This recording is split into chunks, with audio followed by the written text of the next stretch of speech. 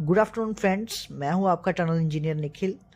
तो आज हम आए हैं राजस्थान के Abu Road Taranga Hill broad gauge line railway project के टनल नंबर 10 के P1 पोर्टल पे, जहां पे पोर्टल डेवलपमेंट का काम चल रहा है।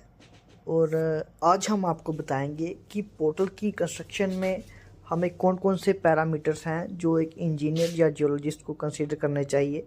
तो उसके लिए हमारे साथ आज हमारे गेस्ट हैं, तो चलिए मिलते हैं उनसे। तो ये हमारे स्पेशल गेस्ट जो कि जियोलॉजिस्ट एक्सपर्ट डॉक्टर शरीफ जी हैं।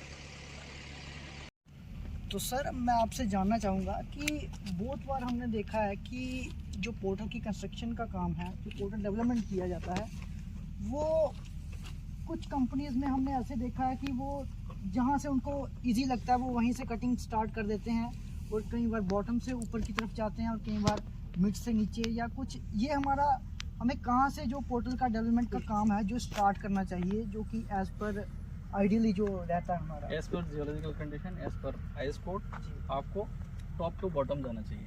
ठीक है। ये हमेशा करेक्ट वे है कि टॉप टू बॉटम जाए, ना कि bottom to top. Bottom to top जाएंगे तो हमेशा एंगल का दिक्कत आएगा, हमेशा कटिंग का दिक्कत आएगा। पहले आप मार्क डालोगे, फिर कटिंग करोगे, तो उससे बेटर क्या होता है, पायलट कटिंग करके आप ऊपर जाओ, पहले आपका चैनल जो भी मेंशन होगा उससे कटिंग करने स्टार्ट करके नीचे आओ, जिससे आपको दोबारा काम करने की जरूरत नहीं पड़ेगा। सेम चीज़ शॉर्टकट भी करना है तो आप ऊपर से नीचे तक आना है, प्राइमरी सपोर्ट देके ऊपर से नीचे आना। तो एक्चुअल प्रोसेस हमारा यही है कि हमें हमेशा टॉप टू बॉटम कटिंग करते आना जब भी पोर्टल का डेवलपमेंट किया जाएगा। और उसमें भी है मेंशन है कि 2 मीटर ही आपको कटिंग करना है, 2 मीटर सपोर्ट सिस्टम देना है, उसके बाद ही आप फर्दर एक्सकेवेशन कर सकते हो। ठीक है सर। तो मैं एक और चीज़ हमने नोटिस किया है यहाँ पे, ये जहाँ भी जो रॉक बोल्ट का जो इंस्टॉलेशन किया गया है, ये इसका पैटर्न क्या है, क्या इसका मतलब कि as per site condition, as per geology के हिसाब से हम इसको इंस्टॉल करते हैं, या फिर जैसे ये स्टैगर्ड पैटर्न है, पैरेलल पैटर्न है, कौन सा पैटर्न हमारा जो टनल में जो हम ज़्यादातर पोर्टल की डेवलपमेंट में यूज़ करते हैं? क्वेश्चन अच्छा है। एक्चुअली जो लेंथ होगा वो हमेशा जियोलॉजिकल कंडीशन के बेस पे होगा, और हमेशा जो सक्सेसफुल रॉक बोर्ड होता है वो स्टगर्ड में होता है। ओके, ठीक है। और दूसरी चीज़, अगर फेस पे लगाते हैं, मतलब टनल के अंदर एक्सकेवेशन करके चारों तरफ जब लगाते हैं, उसमें क्या होता है ना, बेस्ट वे होता है रॉक का स्टेटा कैसा है, उसका बेडिंग प्लान कैसे है, उसके हिसाब से अगर जैसे सुई धागा होता है ना, वो सुई धागा की तरह काम करेगा। सपोज आपने स्ट्रेट मार रहे हो सब में, लेकिन आपका जो बेडिंग है वो डिफरेंट वे में, बिल्कुल उसमें सिलाई हो ही नहीं रहा है। पता चल रहा है कि आप सपोज ये पेज मान लो, इसका बेडिंग प्लान है जी, इस तरफ मारोगे तो वो क्या होगा, आपका ये बेडिंग प्लान है, आपने रॉक बोर्ड मारा इस तरफ, ये सिल जाएगा अच्छे से। बिल्कुल। लेकिन आपको पता चल रहा है कि यार हमें तो बोला कि स्ट्रेट में मारो, तो हम स्ट्रेट में मारे, कोई फर्क पड़ेगा? यानी कि ये बेल्ट जो हमारे बेडिंग प्लेन है उनको एक मर्ज करते हैं इसमें रॉक बोर्ड। ओके ओके, ठीक है, वो स्ट्रेंथ ज़्यादा दे देगा फिर। लेकिन आपने ये ऐसे मारेंगे, कुछ फर्क नहीं पड़ने वाला, 2 रॉक को बस जोड़ देगा। लेकिन इस तरह करेंगे तो मल्टीपल जो जॉइंट्स होगा उसको कवर कर लेगा, टाइटली जॉइंट कर देगा। बिल्कुल। ठीक है सर। शिव जी, हमें बताइए कि जब भी पोर्टल का डेवलपमेंट किया जाता है तो कौन सी मेजर बातें हैं जिनका एक इंजीनियर को या जियोलॉजिस्ट को ध्यान रखना चाहिए? पहले तो ओवरबर्डन का देखना चाहिए जी, फिर देखना चाहिए उसमें वेजिटेशन क्या है, ठीक। फिर रॉक क्लास देखना चाहिए, आरएमआर वैल्यू कितना आ रहा है, उसके बाद देखना चाहिए इसका बेडिंग प्लान और डीप डायरेक्शन क्या है। ओके, तो ये जो हमारा आपने सबसे पहले बताया कि ओवरबर्डन, तो ये क्या ओवरबर्डन की वैल्यू कितनी हमारे लिए जो आइडियल होनी चाहिए, कितना? 2D फैक्टर होना चाहिए। अगर आपका जो पोर्टल का डायमेंशन है, जी, 8 मीटर डायमेंशन है, ओके तो सर, उसका डबल होना चाहिए, जैसे 16, एटलीस्ट 16 होना चाहिए। और मैक्सिमम कितना भी आपका कितना भी हो वो बेस्ट है। ठीक है। लेकिन एकदम क्राउन पे जो पोर्टल बनेगा, पोर्टल बनेगा, उस पे ओवरबर्डन कम होना चाहिए, 4 से 6 मैक्स रहना चाहिए। तो उसके बाद आपने बताया कि ये वेजिटेशन का क्या रोल रहता है? अगर ज्यादा वेजिटेशन जाएगा तो रॉक मास ऐसे खराब होएगा। जी, ठीक है, उसका क्या है, रूट्स वगैरह है ना, वो डाउन जाएगा, तो उसके वजह से हमारा रॉक मास आरएमआर पे इफेक्ट आएगा। ओके, ठीक है। अगर वेजिटेशन कम है, रॉक क्लास अच्छा है, तो फिर कोई दिक्कत नहीं है, आप विदाउट पाइप रूफ जा सकते हो, 4 पोल करके आप पोर्टल डेवलप कर सकते हो। ठीक है, तो फ्रेंड्स देख सकते हैं यहाँ पे हमारा ये रॉक बोल्ट और वीप होल इंस्टॉल किए गए हैं। तो डॉक्टर साहब हमें बताइए कि ये जो वीप होल इंस्टॉल किए जाते हैं इनका क्या पर्पस है, और ये जो रॉक बोल्ट का इंस्टॉल किए गए हैं ये पोर्टल की डेवलपमेंट में इनका कितना मेजर रोल है?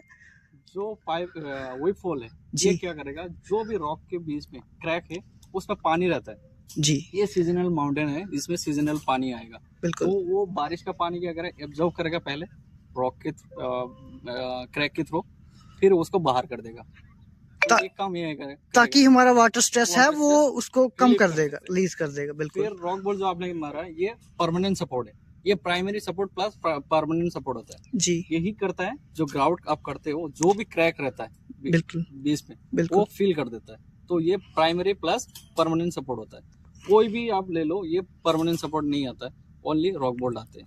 जैसे रिब मान लो, चाहे एलजी लगाओ चाहे शॉर्ट किट करो, वो प्राइमरी सपोर्ट में ही आता है, परमानेंट सपोर्ट नहीं आता। यानी कि ये रॉक की प्रॉपर्टीज को इंक्रीज कर Increase देता है। करता है। बिल्कुल बिल्कुल सर। तो ये जो स्लोप की कटिंग की गई है इसमें हमें आइडियल स्लोप एक पोर्टल के लिए क्या रहनी चाहिए, जो कि जो बेस्ट स्लोप होता है वो जी 1:3 का रहता है पोर्टल के लिए, जी और 1:1 का जो रहेगा ना वो आपका यूनिवर्सल है, उसमें टूटेगा कुछ भी नहीं, बिल्कुल। 45 डिग्री एंगल का होता है। यानी कि लेकिन जो फ्रंट फेस होगा वो 1:4 होना चाहिए, जिससे क्या है क्राउन पे स्ट्रेस कम पड़े। ठीक है। ठीक है, रॉक मास का स्ट्रेस कम पड़ेगा। जो 3 बहुत सारे हमारे व्यूवर्स हैं जिनको ये मालूम नहीं रहता कि जैसे हमारा 3:1 का स्लोप है, तो वो 3 क्या है, 1 क्या है? 3 जो होता है वो वर्टिकल होगा, ओके। और 1:1 जो रहेगा वो हॉरिजॉन्टल रहेगा। यानी कि हम कितना ऊपर जा रहे हैं, हाँ। 3 मीटर ऊपर जाने के बाद ऊपर जाएंगे तो 1 मीटर हमारा लेंथ में आगे जाना है। आगे जाएगा। बिल्कुल जैसे आप बिल्कुल। चेन मान चलो तो 1 मीटर आप और जाएगा। तो मान लीजिए हमारा एक्सकवेशन हो चुका है, तो उसके बाद हमारा सबसे पहला क्या प्रोसेस रहेगा जो हमारा स्लोप को हम प्रोटेक्ट कर सकें? पहले तो सीलिंग शॉर्ट किट मारेंगे जी। फिर उसको वायर मैश लगाएंगे, अगर वायर मैश है, अगर SRF है और स्टील फाइबर रेनफोर्समेंट अगर है तो वो डालेंगे, फिर जी। आपका रॉक बोल्ट डालेंगे, फाइनल शॉर्ट किट होने के बाद फिर रॉक बोल्ट डालेंगे, फिर 24 घंटे के अंदर ग्राउट करना है। एक्चुअली ये 12 घंटे के अंदर होना चाहिए, लेकिन एक साइकिल रहता है तो उस हिसाब से आपको 24 घंटे के अंदर होना चाहिए ग्राउंड। ठीक क्योंकि है। अगर ग्राउंड लेट होता है उसमें जी। क्या होता है ना, कभी कभी ऐसा होता है कि ज्यादा शेयर स्ट्रेंथ आ जाता है, जी वो क्या करेगा, जो आपका होलो है जी। वो उसको पुल कर देगा, बाहर की तरफ खींचेगा, जो हानिकारक है। तो सबसे पहले आपने बताया सीलिंग शॉर्टकट, इसका क्या पर्पस है? क्या ये सेफ्टी का या कुछ कंसर्न रहता है इसके साथ, या फिर इसको रॉक को इनिशियली सपोर्ट करने के लिए, या फिर इसका? ये इनिशियल सपोर्ट के लिए होता है जी। लाइक काम करने के लिए, वर्क स्पेस हमें प्रॉपर मिल सके। प्रॉपर मिलता है, जहाँ पे वर्कर काम कर रहा है जी। तो उसके सेफ्टी के लिए सीलिंग शॉर्टकट मारना जरूरी है।